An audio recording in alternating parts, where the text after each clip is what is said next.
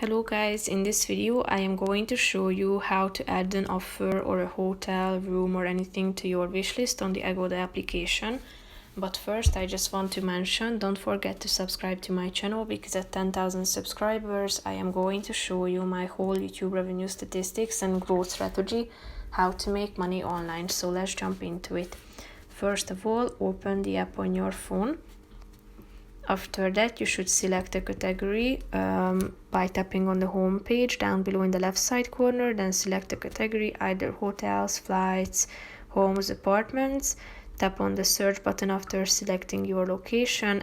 Apply filters to narrow down your search and click on the result that you are interested in.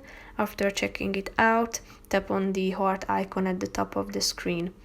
As you can see, it has been added to your saved list, so go back to the previous section and tap on the more button and click on the saved option, and here you can find your saved properties.